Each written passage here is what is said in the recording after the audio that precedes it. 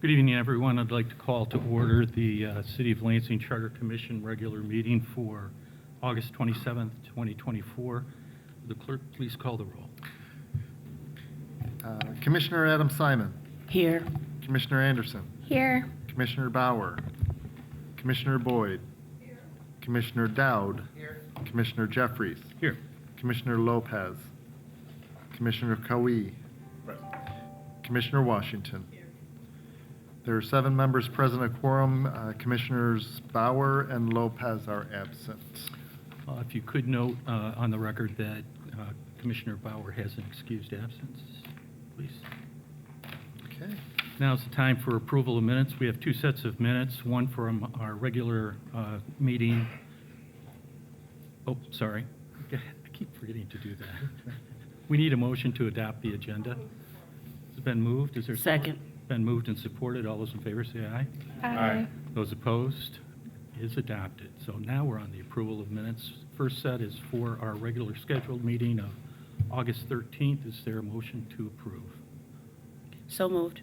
And is there a support? It's been moved and supported. Are there any additions, changes, corrections to the minutes? Hearing none, all those in favor say aye. Aye. Those opposed say no. They are approved. And we also have minutes from our August 20th special meeting. Motion be in order to approve those. It's been moved. Is there support? Second. Been moved and supported. Any additions or changes? Hearing none, all those in favor say aye. Aye. Those opposed? They are approved. We are now to public comment. Okay, we do have one individual signed in to speak, Randy Dykeheis. You have 3 minutes to address the commission. Great, thank you very much. I'm here on behalf of the Capital Area Friend of the Environment. I'm president of the board.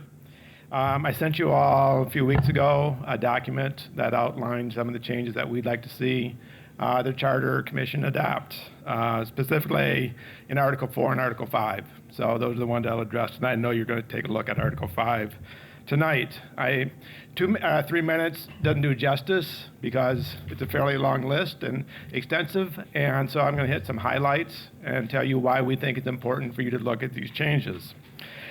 First of all, as an Environmental Action Committee, we think it's vital that the city has a Sustainability Environmental Affairs Department, something that does not really exist now.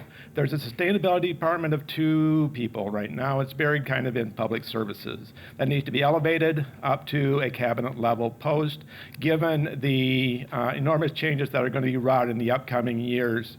Actually, not upcoming years. You need to only go outside now to see the effect of climate change because you can't get anywhere in this town right now because of the roads are all flooded.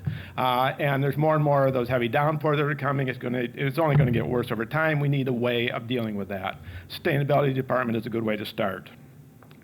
In turn, and that's in Article 4. In Article 5, I'd like to talk about a few things. One is the appointment of board members.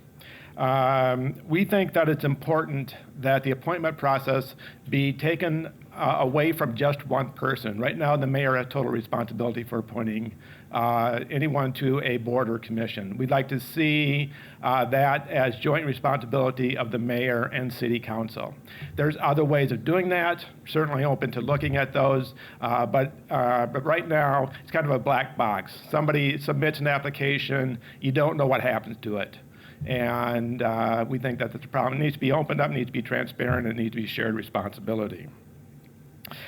We think that we need to look at the composition of administrative boards. Administrative boards are very different from every other board and commission within the city. They have total responsibility for the organization that they oversee. And for that reason, we think that it's important that the city council have direct voice into administrative boards. Right now, the BWL is the only administrative board. It is an entity of some $400 million, more than twice as big as the city, and we think that the city ought to have a voice in every single board meeting. Therefore, we're advocating that city council appoint 2 board members in place of 2 of the at-large members currently on that board. And the last thing is we think that there ought to be term limits for all boards and commissions. And I know there's probably some knee-jerk reactions about term limits, but keep in mind that appointed seats are different than elected. Elected seats term limits are a terrible thing for elected seats, and they're a danger to democracy. But we're not talking about elections here, we're talking about appointments, and I think that's a different kettle of fish. So, Thank you. there you go. Thank you. And that was our final speaker, unless, is there anyone else? All right, then we are to officer reports. Just very briefly, I have two things I wanted to talk about. First of all, wanted to thank the Churchill Downs Community Association for hosting us last week at our first listening session. It was a week ago, tonight actually. I had a real great turnout, good comments, and we have 3 left. And what I'd like to do is just reference those very quickly because we will go through all those 3 listening sessions before our next regularly scheduled meeting. So our next listening session is tomorrow night, 6:30 at the Letts Community Center. We're going to be with the Westside Neighborhood Association. Starts at 6:30. Everyone is welcome to come to any one of these. You don't have to live in the particular ward where it's being held. It's more of a matter of what's convenient for you in terms of dates and times. So we've got one tomorrow, 6:30. We then, on September 3rd, the day after Labor Day, we're going to be with the Eastside Neighborhood Association at the Allen Neighborhood Center, starting at 6 o'clock for our 3rd listening session. And then our final listening session is going to be Saturday, September 7th at 11 a.m. at the Unitarian Universalist Church, which is located at 5509 South Pennsylvania Avenue. So again, everyone's invited to any one or all of these listening sessions. And again, we've had great turnout at the first one, and I hope that continues. We also, in terms of an update as to our attorney, I did send out to purchasing our memo to explaining our appointment, and that was what would trigger then purchasing to reach out to the attorney itself and to begin the process of onboarding. We've not received the W-9 back from them yet, or the insurance that adds the Lansing Charter Commission and the City of Lansing as additional insured, nor have we received a proposed contract. They did have communication with us yesterday that indicated that they were ready, willing, and able to appear at tonight's meeting, but until we get those items taken care of, that should not happen. So I'm hoping within the next 2 weeks, or at least by the next regularly scheduled meeting, we'll have our attorney on board and things will be moving forward there. So those are my 2 comments. Madam Vice Chair? No report. Mr. Clerk? The only thing I have is just to acknowledge that there are several written communications that are a part of the commission packet for this evening. And that's it. Thank you. We have no old business, and we're to new business. These are going to be the reviews of Article 5 and 6. I put both articles up tonight, and we're going to have 2 articles that will be set at our next meeting. Hopefully that will then complete the review process. The 9th article is more of a kind of an article in terms of how we're going to move forward in terms of implementing the charter, which we'll probably do at the end of putting everything together. So beginning with Article 5, it regards boards and commissions. It addresses the general provisions of city boards and commissions. The charter acknowledges the importance of citizen involvement and encourages the creation of various boards. We have 3 types of boards: administrative boards, review boards, and advisory boards. The charter in Section 5-102 describes these boards as follows. The administrative board, which is delegated executive and policy-making powers to operate a city agency. As was mentioned during public comment, it appears that the Board of Water and Light is the only administrative board that we have in the city of Lansing. Review boards are not administrative or advisory boards, but they have recommendations or decisions that have legal significance. Examples identified by the charter include the Planning Board, Board of Review, Board of Zoning Appeals, and the such. It also provides that additional review boards can be created by ordinance. Advisory boards are the remaining boards. They include boards, commissions, and committees that have been created by ordinance or charter.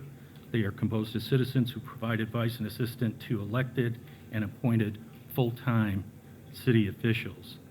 And finally, the charter identifies the boards of police and fire commissioners as advisory boards, but advisory boards with additional responsibilities, and we'll get into that a little bit later. And then all other boards will be advisory boards with the exception of boards that manage the employee retirement systems. So I hope everybody got all that. Charter Section 5-103 sets forth how the board members are appointed. It requires that every member of the board, commissioner, committee be an officer of the city and must possess all charter qualifications for holding office.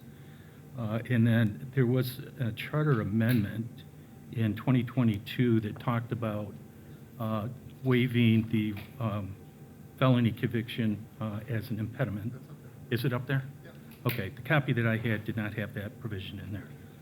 Okay, and then unless otherwise provided by charter state law, the mayor appoints the members to serve on the city boards, commissions, along with the advice and consent of city council. So the city council does play a role in that process. No appointment shall be effective until council has confirmed it. The term of each board shall be 4 years, beginning on July 1st of each year. The charter requires the clerk to provide to the mayor and council by the first meeting in March a list of the terms on city boards which will end that June 30th. The mayor must create a process for receiving applications for membership, and the mayor must also file a list of appointments to the boards prior to the first council meeting in May of each year, and council shall act on each appointment by no later than the first meeting in June. So basically the clerk is to provide notice of terms that are ending. The mayor will get that, present recommendations by by May, and then the first meeting in June, the appointments will be made. As to vacancies, vacancies shall be filled when it occurs or when they occur. It requires the confirmation of council, and the individual appointed will serve for the remainder of the unexpired term. If the vacancy is not filled within 60 days, council shall appoint a 3-member committee to act instead of the mayor in making the appointment of the vacancy. Each board shall be composed of 8 members. 4 members shall be at large, and 1 member appointed from each of the 4 wards. The terms of ward and at-large members shall be staggered, so at least 1 member from each group will expire each year. All appointments shall be made with regards to the diversity of Lansing citizens, including their variety of interests and experiences. Exceptions to that, the council may by ordinance create a board with a different size and length of term. Section 5-103.12 is another one of the amendments to the charter. I think that was in 2014. This concerns the BWL, and I think was a result of part of the ice storm that we had and the problems that resulted from there, as well as the buyout of the general manager of the Board of Water and Light. What it does is it did create, it expanded the membership of the BWL by 3 non-voting advisory members from outside the city of Lansing. Each one of those members must be a BWL commissioner, reside in, and be appointed by the governing body of the municipality that's making the appointment. One of the non-voting advisory members shall represent the city of Lansing, East Lansing, and 1 shall represent Delta Township, and each shall have a 4-year term. The remaining 1 non-voting member shall be at large and represent the remaining municipalities for a term of 1 year. The at-large member will serve on a rotating annual basis and be appointed by the governing body of the following municipalities in succession. It's Meridian Township, Delhi Township, DeWitt Township, and Lansing Township. Section 5-104 of the charter provides that any person holding another city office or activity or actively involved in the city is ineligible to be a voting member on a board, on any board. It also provides that each board shall organize itself by selecting officers and secretary who will take minutes of all meetings along with adopting its own rules of procedures. The rules of procedures will include regular meeting schedules that will not conflict with the regular meeting schedule of the city council, and further that there will be public notices of all meeting which will be open to the public consistent with the rules of council and law. The rules also provide for removal of office for non-attendance. The charter requires that all rules of procedure must initially be submitted to the city attorney for approval as to form, and then transmitted to the city council for approval. The rules become effective at the conclusion of the council meeting when they are received, unless the council directs otherwise.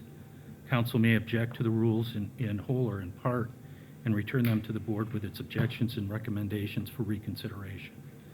The board must file a copy of all meeting minutes with the clerk, and no official action of the board shall be valid or effective unless and until a copy of the minutes reflecting the same has been filed with the clerk. Charter also provides that advisory board members serve without compensation, with the exception the council may authorize payment of actual and necessary expenses of the board members. Section 5-106 sets forth advisory board's functions, which include to review the process and planning of the head of the agency the board serves to ensure that all activities are consistent with city policies, requires all policies and program changes proposed by the agency head shall be submitted to the advisory board prior to submission to the mayor and council to permit the board to prepare a written recommendation, which shall also be submitted to the mayor along with the agency's proposal. When the mayor submits the proposal to council for action, the advisory board's recommendations must also be transmitted. This process shall also be followed for the agency's budget and capital improvement proposals. Prior to December 1st of each year, the advisory board must submit to the mayor, council, and clerk a written evaluation of the agency it advises, including effectiveness and priorities of the agency's services and activities. And I would just ask the clerk, does that happen? No, not Nope. for most boards. I Not for most boards, no. couldn't remember getting anyone else on council, but, all right. The advisory board may also develop its own proposals for new or altered policies and programs be transmitted to the mayor and council for action. The charter further requires each city officer who directs an agency with an advisory board to attend all board meetings and supply necessary support staff. Section 5-108 concerns limitation on power of the boards. With the exception of the VWL, no other board, commission, or committee shall exercise administrative, appointive, or policymaking authority except as permitted by charter or state law. However, the Board of Water and Light, as noted before, shall exercise all administrative, appointive, or policymaking authority over the operation of the city's utilities utility services assigned to it. The exception to this was also an amendment that was adopted in 2014. The exception to this rule is that the BWL is always subject to the mayor's emergency powers, which include administrative and executive authority. As to the Board of Water and Light, the charter provides that the Board of Water and Light shall have full and exclusive management of the water, heat, steam, and electric services and other utility services of Lansing. The Board of Water and Light must act in a manner consistent with best practices, and is responsible to both the mayor and council in providing these services. Section 5-202 identifies the leadership positions that are primarily responsible for carrying out the duties and responsibilities of the VWL. These positions are appointed by the board and include a director, an internal auditor, and a secretary who shall report directly to the board, all three of them.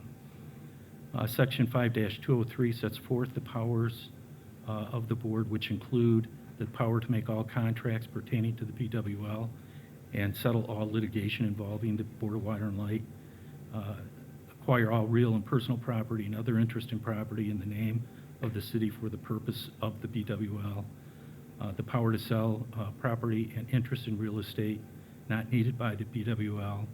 The sale requires approval of 6 council members and is subject to certain charter requirements, and there's a requirement further on that deals with this, and we'll point that out.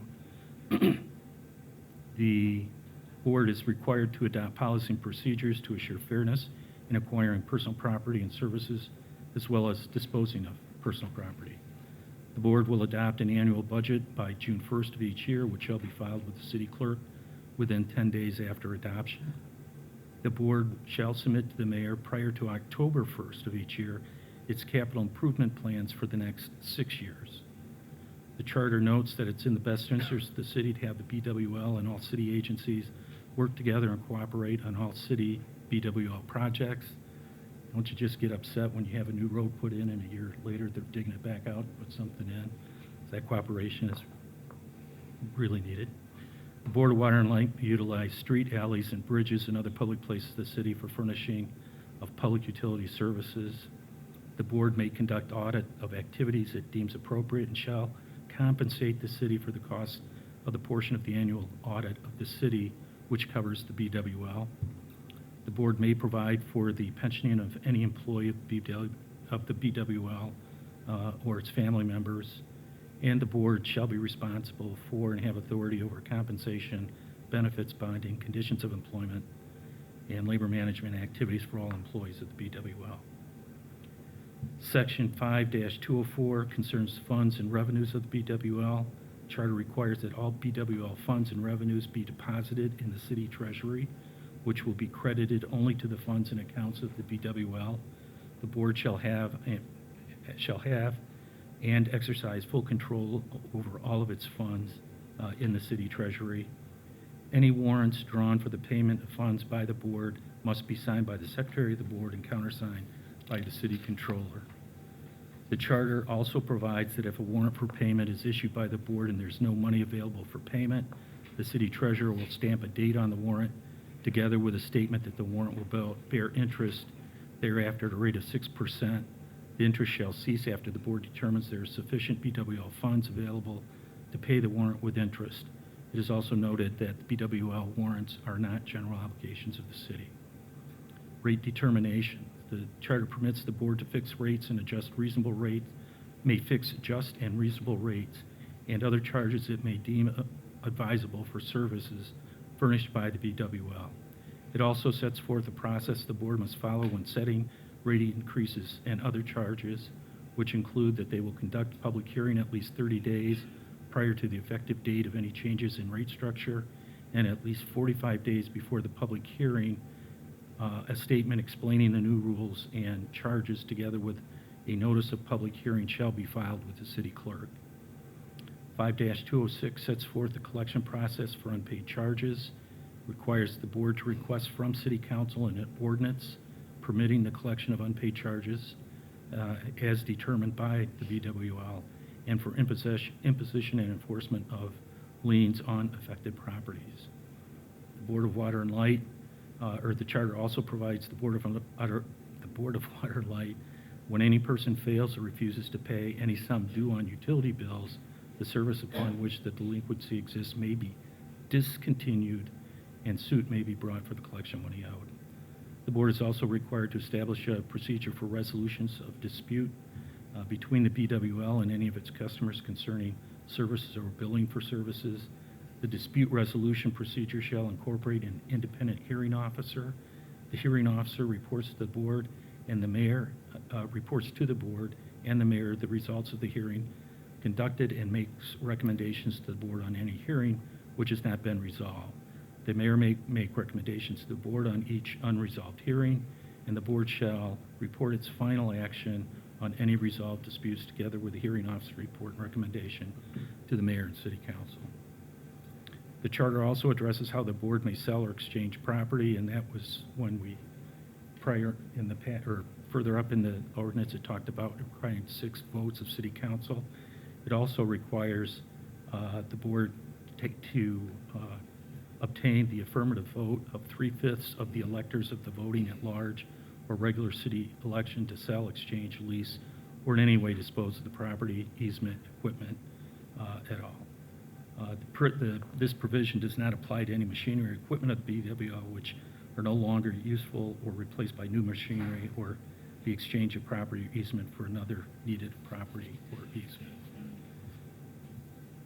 So we're to the Board of Police Commissioners. When you look at, that's Chapter 3 and Chapter 4, the Board of Fire Commissioners, it's the same exact language that are in each chapter. So I'm just going to read it once. With the exception for the Board of Police Commissioners, they have one additional duty, and we'll get that out. But as to both the Fire Board and the Police Board of Commissioners. They may establish rules for the organization and administration of the department in consultation with the mayor and the chief. They shall become effective on filing with the clerk. They don't have to go through the other process of filing with the city attorney as to form, then to the clerk, and then to the council. Approve rules and regulations for the conduct of the members of the department in consultation with the chief and mayor.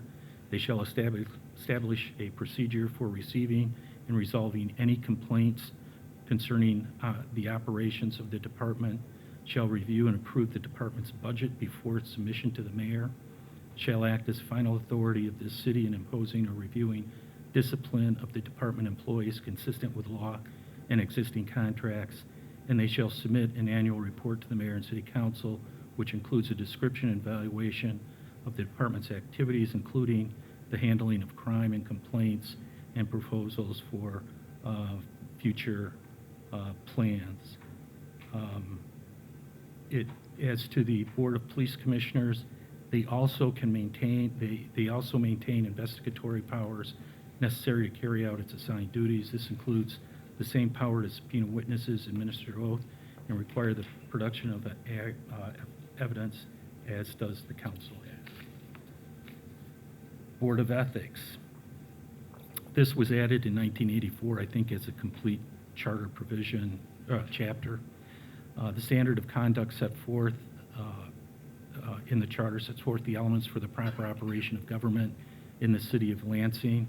They include that public officers and employees be independent, impartial, and responsible to the people, that decisions and policies be made in proper channels of government structure, that members of the public have access to information upon which decisions affecting their city are made, that public office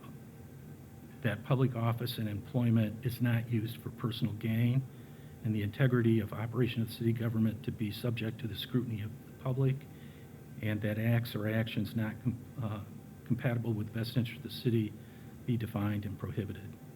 The Board of Ethics was created to establish procedures and review processes to address questions concerning standards of conduct for public officers and employees.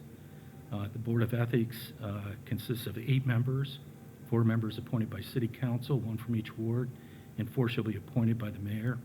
The city attorney shall assist and advise the board, and the city clerk shall serve as the recording secretary to the board. Members of the board shall serve a 4-year term. Any vacancy of a mayoral appointment will be filled by the mayor, and any vacancy of a city council appointee will be made by council.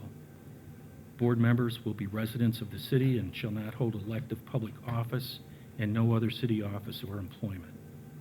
The board shall adopt rules of procedure subject to approval of council.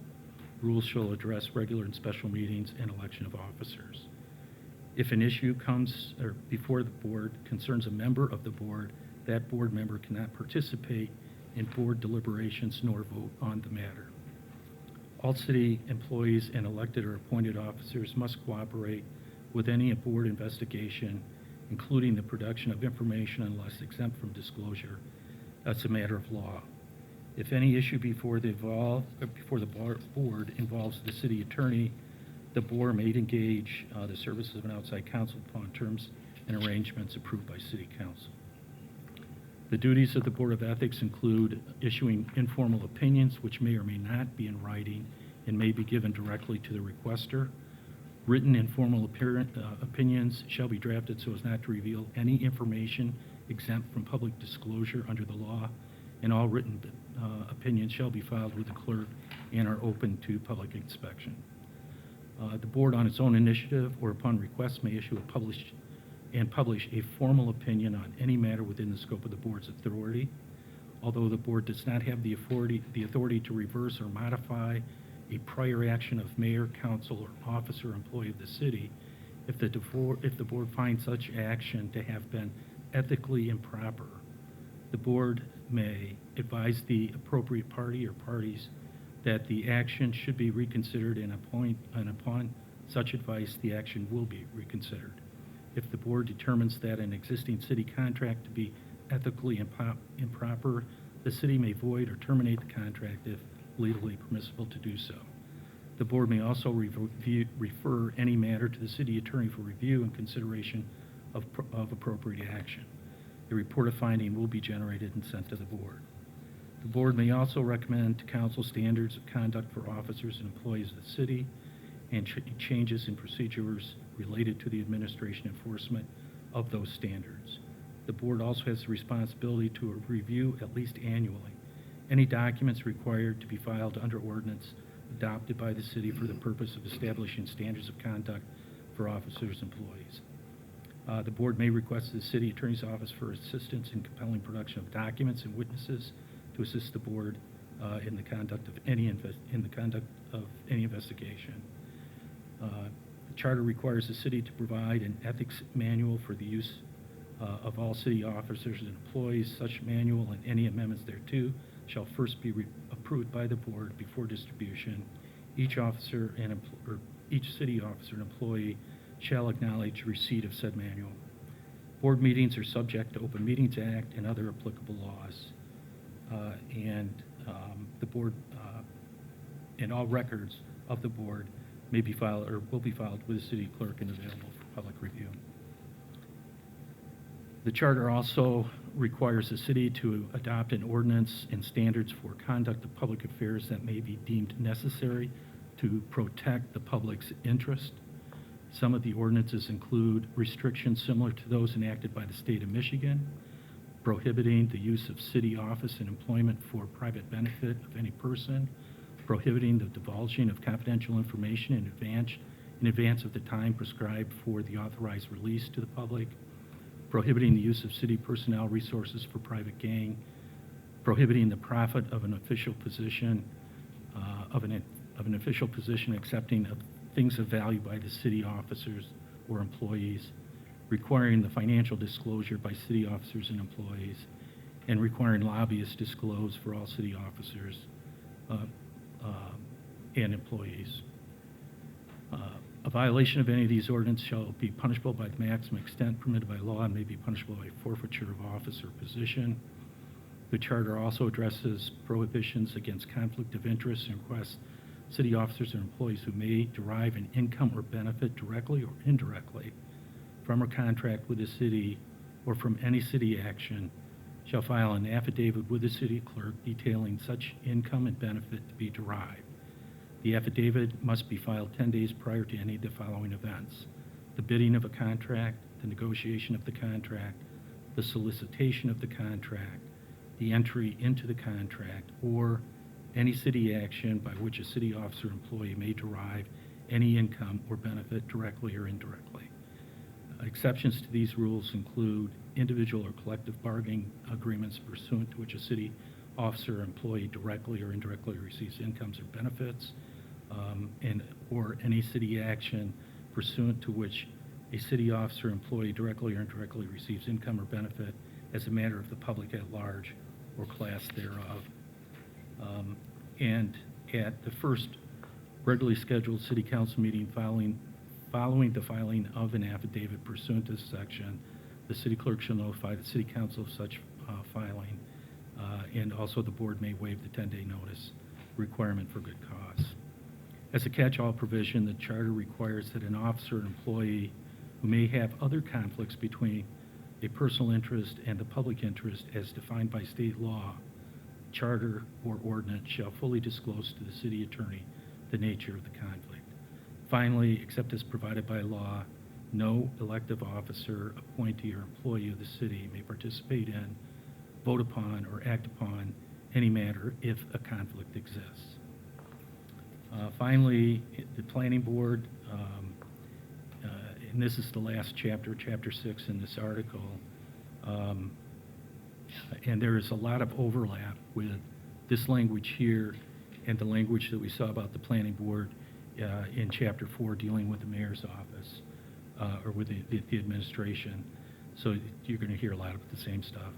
Provides for the creation of the planning board and the appointment and confirmation of its members.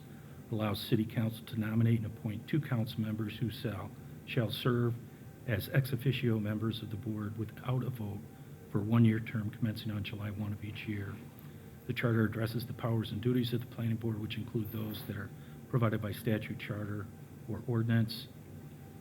The board is to receive support from the planning department to assist with evaluating and preparing any proposal relating to planning or development, which also includes timely receipt of information requested by the board. The board shall review and make recommendations on planning department drafts of capital improvement plan prior to its submission to the mayor and council. And finally, the board shall develop and maintain a master plan for the orderly development of the city.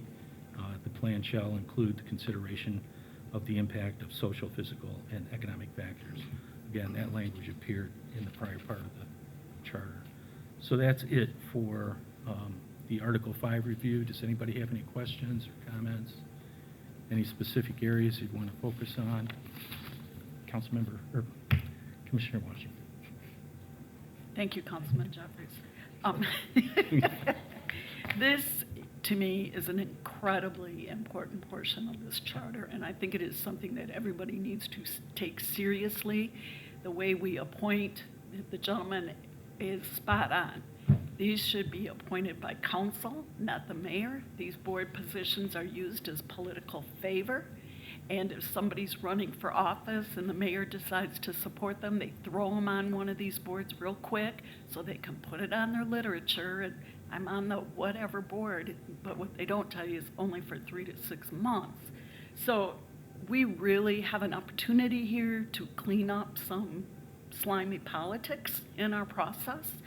And also, we also need to look at the function of the boards, because if the way they are being run now, not all of them, but a good amount of them, they're pointless. They're just absolutely pointless. The head of the department does come to the board meetings. They run the board meeting. Really, most of the people, not all of the boards, so please understand that, have nothing to say. They just are there to hear what is going on and what's going to happen. And I was, last night even, I was really upset, not upset, concerned about an appointment that was made to the DEI board. A young woman whose brother is disabled was appointed to represent the disabled community. She's not disabled. That's like me being appointed to represent the black community because my husband's black. That makes no sense. So we have an opportunity here, and we need to really look at these boards, look at their purpose, see if they need to exist, because all of them don't need to, or we need to give them more teeth. So I would just encourage everybody to take all of that into consideration as we go forward. This is an important area. Thank you. Other comments? Commissioner Lopez? Commissioner Lopez? I have nothing. Oh, I didn't raise my hand. I was recognizing Commissioner Lopez. okay. You do. Yeah, I would like this. It would be good to know when the charter was amended in this appointment of boards and committees to be advisory boards rather than policy boards. I think somewhere in time there was a change that made them advisory rather than policy to some degree boards. The way I read it is I think it was the Police and Fire Board are the only two policy boards that were recommended, but it did have a caveat that you can create other policy boards by ordinance. So, Yeah, but like the police and fire, yeah. unless but it was my understanding that at a certain point in time, those boards were titled advisory boards from previous stands. So I'd like to know if there's some background, the rationale that was used to change it from whatever board it was to an advisory board.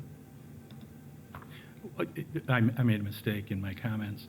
The fire and police boards are advisory boards with additional duties.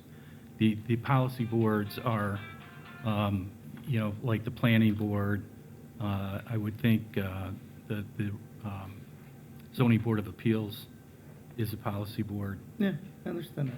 But I'm saying that it would be nice to know what was the rationale for changing any other requirements or powers of the boards to what they are now. You know, go ahead. Thank you. And Commissioner Lopez, great point. I think part of it was to take meaningfulness away from it. I think it is better they just be called board and not advisory. And we do need to have term limits. We do need to have council appointing them. But like I said, even a board I belong to, by ordinance and charter, we had so many more duties we were supposed to be doing.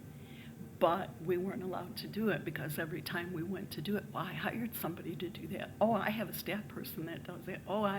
So this is how they get around it. And actually, when they go to do policy and they go to run the city, I have said it, I'm guilty and I'm ashamed of it. But I have said and I've heard other council members and mayors say, well, it's just an advisory board. So we have to make them meaningful. Yeah. But as we reviewed this, you know, I'd like to know why the change. Right. And then just, if it made sense, it made sense. If it didn't, you know, we can look at it. Commissioner Dow. Yeah, in a different tone here, I think one of the biggest section here is Board of Water and Light. And I feel like, you know, we've talked about having people present to us, and I would be very interested in having somebody from the Board of Water and Light come and talk through this charter with us. What's actually happening that's on paper here? Are there things that need to be amended? You know, we could look at that and say, yes, that sounds good, but if that's not, you asked the question of the clerk earlier, does this really happen? And are there things in that charter that don't apply? And then I would ask us to really consider, how do we make sure from an equity standpoint that we put some securities into the charter? I think there have been enough outcry from the community of different practices of the BWL that I think we need to hear from the community on that, of course. But I think there's education for us. It'd be great to have a presentation from the board there. Okay, we'll reach out. Other comments?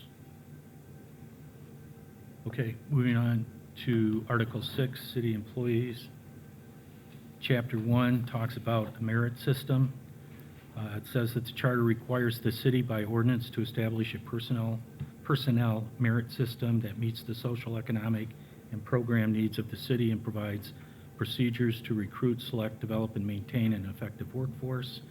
The system shall not cover any employees of the Board of Water and Light or appointees of the mayor, council, and internal auditor.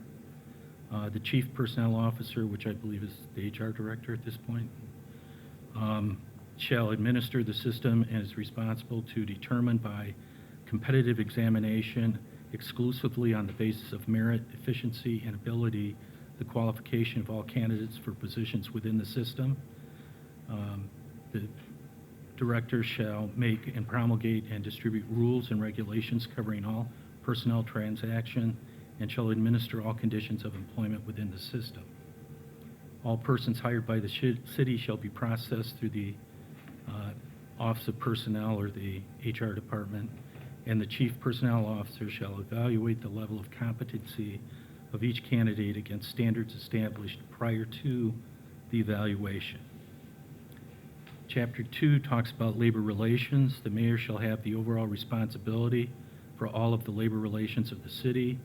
The mayor shall designate the chief labor negotiator for the city with the advice and consent of city council, and who will serve at the pleasure of the mayor.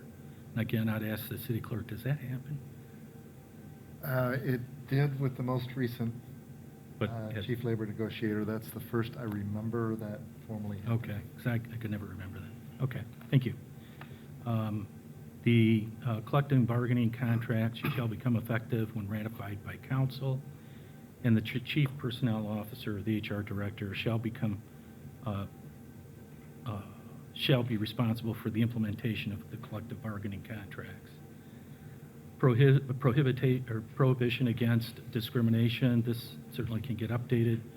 No city employee or applicant for employee shall be discriminated against because of race, religion, national origin, age, political orientation, marital status, sex, handicap, or for any cause not reasonably related to the accomplishment of a legitimate governmental purpose. The city shall take affirmative action for the recruitment and advancement of members of groups underrepresented on any level of the city employment as compared to the minority and sex composition of the city. There's a lot of work that can be done there. Employment contracts, all employment contracts, and I think this might have been one of the amendments that occurred in 2015. All employment contracts for all at-will employees, including mayoral appointees, city department directors, and at-will employees of any and all agencies, boards, and commissions of the city, shall be limited to a maximum of 1 year. No such employment contract shall include terms that provide for a payment at the time of separation from employment in excess of any compensation derived from vested or accrued benefits or payments required by law.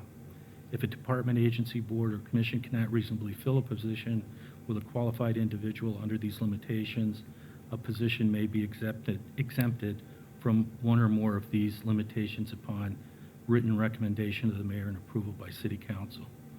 And again, I think this was because of the payout that occurred to the general manager of the VWO. That's why that was enacted. So that's it for city employees, chapter Article 6. Does anybody have any comments? No? Okay, so next time we'll finish off everything in terms of this review, and as Commissioner Dowd's request, we'll begin looking at that. I think next week we have taxation is coming up. I did receive some information from Michigan State regarding some work that they have done on pensions. It was done a while back, but I will get that distributed, and maybe we can call in someone that can talk to us about that as well. I don't know how relevant that would be to this, but certainly I think would be helpful in understanding everything. Commissioner Boyd. Commissioner Dowd mentioned having somebody from the BWL come down and speak to us. That sort of takes me a step ahead in terms of what is your plan, or what is the commission's plan for having people come in and speak to us about the charter? We talked about that early on, and Yep. we haven't talked about it since. I guess I'm wondering from a I've planning asked- perspective, yeah. when I can expect that to be happening, and if you want recommendations on who should come down. Yes, I've asked for recommendations. I put some recommendations out there as well, so send them. We've got a couple of weeks here. I'd like to start scheduling groups to come in, or individuals, whoever. So if you have recommendations or anything that you'd like to hear, folks you'd like to hear from, let me know. Commissioner Dowd? To that point, is there an anticipation of a scheduled rollout to the public so they can see we're going to be, Sure, we can do that. these people are coming for the next several weeks, right, instead of just the week before, as well as when we actually plan to do some language changes Right. in that work. I think it'd be helpful to know when there's folks that have personal, reasons to be here, that they can plan for that in advance of just the week release of the Can do agenda. that. And for us, right, like we can take that time to be prepared. We were trying to, in terms of the actual drafting, wanted to make sure we got our attorney here. Yeah. That's been a bit difficult. Any other comments? Okay, we are to public comment. Okay. We have 3 people signed in. Walker, who will be followed by Bruce Scott.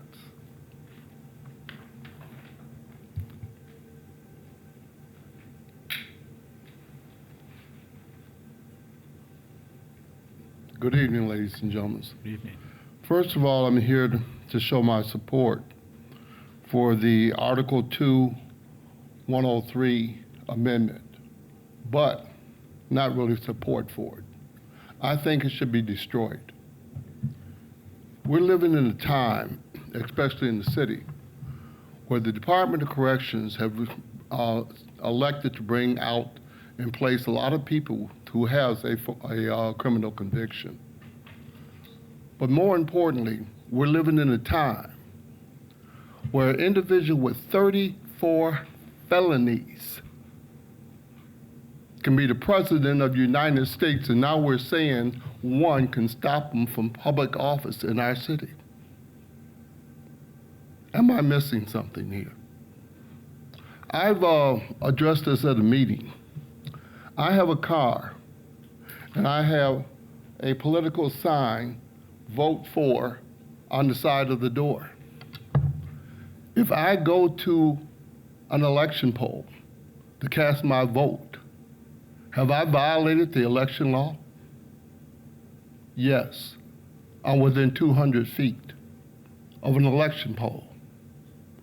What if I have a bumper sticker? Yes, I violated that law and can no longer run for office. It's time that we wake up and realize a lot of these criminal convictions are garbage. They come from an era of racism, and this is a hardcore reality. In the 60s, there was a lot of mass movement of blacks for upward mobility. Certain FBI director decided the way to stop this was felony convictions. We live in a city where at one point, the Attorney General got into an issue about adultery. That's a 4-year felony. He wasn't charged because only the wife could charge him, and she had enough brains not to cut off her paycheck. We have too many people who have felonies. Nelson Mandela could not be a city employee. He did 25 years. It's time that we wake up and let people serve their time and move on. Maybe we should think about the felonies that we have not been charged with. We've gone through income tax time. There's a lot of things we put down that were legal to put down, but were they truthful? And is that falsifying a government report? I thank you for your time. Thank you. And I want you to think and have a conscience and wake up. Thank you. Next is Bruce Scott, followed by Randy Dykeheis.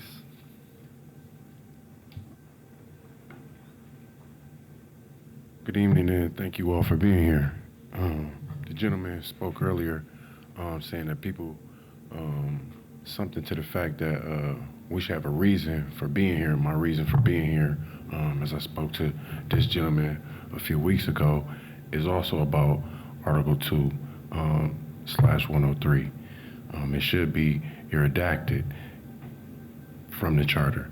It should match the Constitution's policy, which says that just because you have a felony, it doesn't stop you from having a office job at the office, unless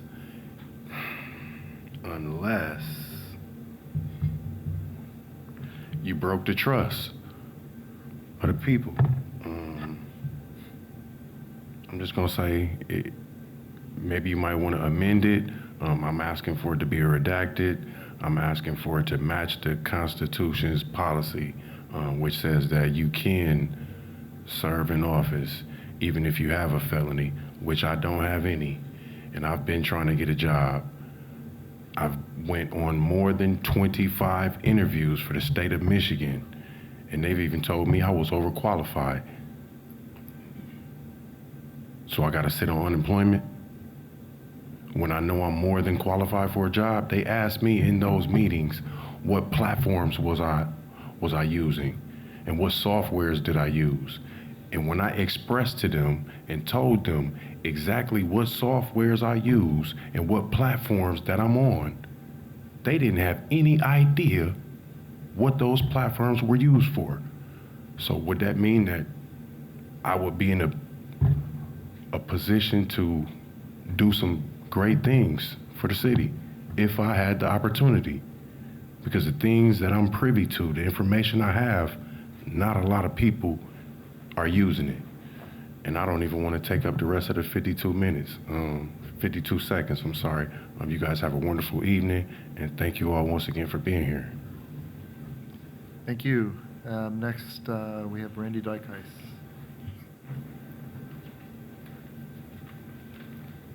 Thank you. Randy Dykeis. So a couple of things that I want to emphasize in response to what happened in the meeting too. You talk about advice and consent of council. Council really has no idea about who's applied for those seats. They only see what's in front of them, and they really don't know very much about whether there have been other names put forward or not. And it's a very opaque process. And another example of the opacity of this process is that we currently have 2 members on the BWL Board of Commissioners whose term expired at the end of June. They still sit there. We don't know when or if they're going to be replaced, whether if they're going to be appointed. And I think that does a disservice to the city and to the folks who are BWL owners, which are us, the residents of the city of Lansing.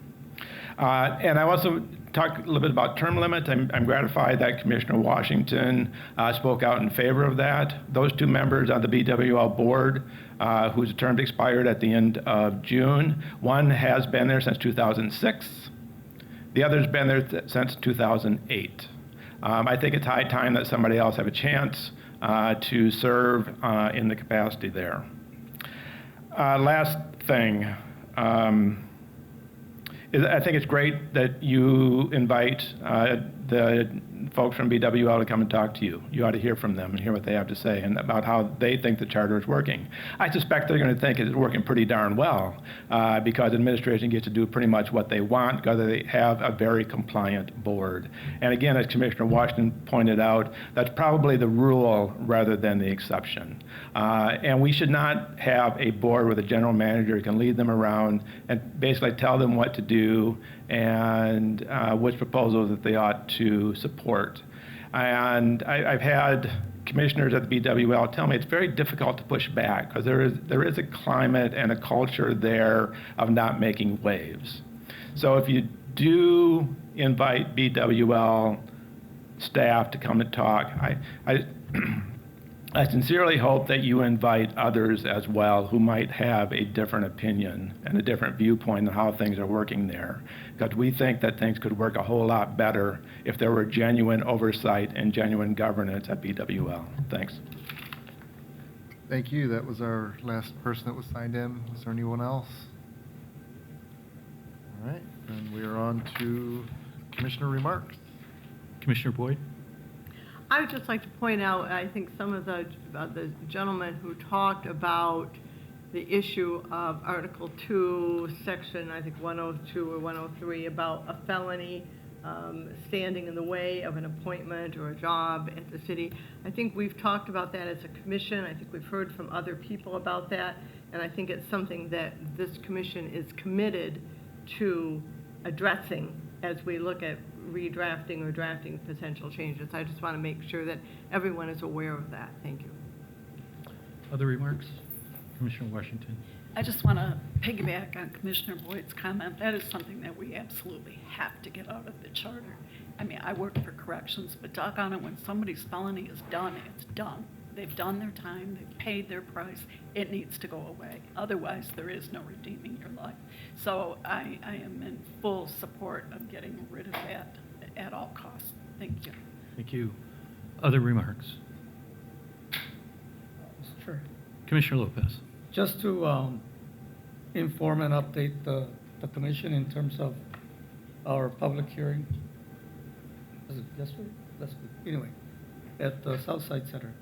I did speak to the superintendent about getting some students involved in the charter or being introduced to this charter, first of all. And there's good reception for that, and we're waiting for a meeting with the advisors of the Junior Board of Education so we can bring a presentation to them and elicit their thoughts about what they think about all this once they hear what it's about. As we looked at the school district, that's probably the better group of students to touch because they do meet on a regular basis and do make recommendations about food, about other things that are happening in their buildings. So, like I said, I will inform you of the time and the date for the meeting. Looking forward to it. Commissioner Anderson. I love that we're potentially going to get some youth involvement. I would ask that we could possibly meet with them twice, once to kind of explain what the charter is and what we're doing and hear their input, but then a second time too to really allow them to talk to their classmates and their peers about the same thing and see if they have any additional input after that. So just a suggestion. Yes, the initial meeting we're gonna, if I may, Mm-hmm. Commissioner the Lopez. initial meeting is with the advisors, so we can scope out some sort of process to present this and how to elicit feedback from them and in what form. So it's just the initial meeting to find ways to utilize, the advice of the students. Commissioner Boyd. When that recommendation came to us at the Churchill Downs Association meeting, I thought it was a great suggestion. I think having young people involved in talking about our charter and us hearing what they have to say is a good thing. I will say this, the wheels move slowly and we are on a fast track. So I don't know when the meeting is happening, but we're looking at drafting changes to this charter, I think starting November 1st. So I would say chop chop. Commissioner Washington. I don't want to be the curmudgeon here. However, I think it's great to get young people involved, to get them an idea of what government does, how it runs. But I would also remind us, this is adult business, and we need to have the adults do the business. I'm thrilled to let them have the experience, but I'm not thrilled about children helping form it. And that's just my opinion. Commissioner Anderson. I just want to add a couple things. One, not all high school students are children. Some of them are of legal age to vote and be engaged, so I don't want to forget that. And two, I think that, I think it was Mike Marriott who brought that up at the Churchill Downs meeting last week. And the average age of this commission is, I think he said 60. I haven't done the math, so I'm just going based off of what he said. And,